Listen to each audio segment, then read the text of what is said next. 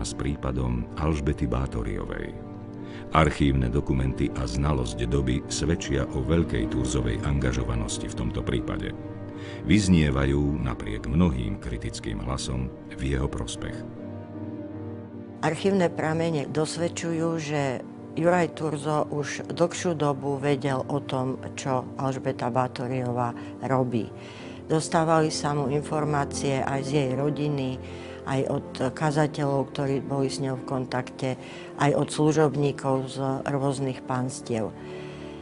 Celý ten prípad je v podstate postavený na tom, že Palatín sa rozhodol Alžbetu Báthoriovu a hlavne jej rodinu a jej majetok chrániť.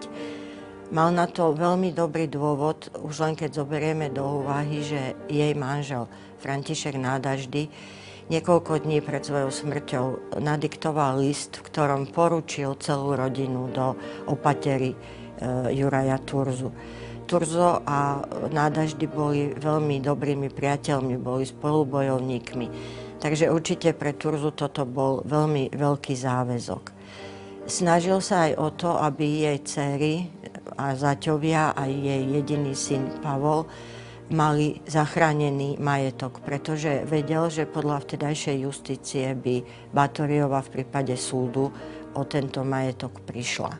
Z listov je zrejme, že medzi napríklad Zrinským a Drugetom, a to boli zaťovia, a Palatínom existovala nejaká dohoda, podľa ktorej zabezpečili, že Báthoriová napísala svoj testament a rozdelila majetok medzi svoje deti. A takisto bola dohoda, ktorá vlastne smerovala k tomu, ako ju zadržia a ako ju nejakým spôsobom proste uväznia alebo niekde internujú. Do celej záležitosti bol samozrejme zamiešaný aj panovník, aj Matej II ešte ako arciknieža. Na všetky tieto podnety Turzo začal veľké vyšetrovanie po jednotlivých panstvách, kde sa ona pohybovala, a zbieral v podstate svedecké výpovede. Protonotári toto všetko zapisovali, postupne mu to predkladali, takže dozvedel sa určite mnohé veci o tom, akým spôsobom mučila, ako pochovávala tieto svoje obete. Ale v podstate oficiálne neurobil nič až do decembra 1610, keď ju navštívil v Čachticiach a v podstate ju pristihol, ako napísal v svojom liste manželke, in flagranti, čiže v momente, keď jedno dievča mučila, jedno zomieralo od mučenia a ďalšie tam boli poviazané.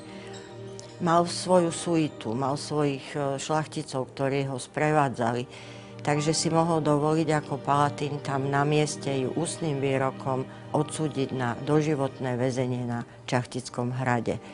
V ten istý deň dal zatknúť aj všetkých jej pomocníkov a odviezť ich sem na Byčiansky zámok, kde hneď potom v januári sa konal súd a až na jednu ženu všetkých aj popravili. Báthoriová v podstate ešte 4 roky žila v tom svojom komforte, na aký bola zvyknutá. Jediné obmedzenie bolo v tom, že ju mohla navštevovať len jedna stará žena, ktorá sa o ňu starala, rodinní príslušníci a kazatelia.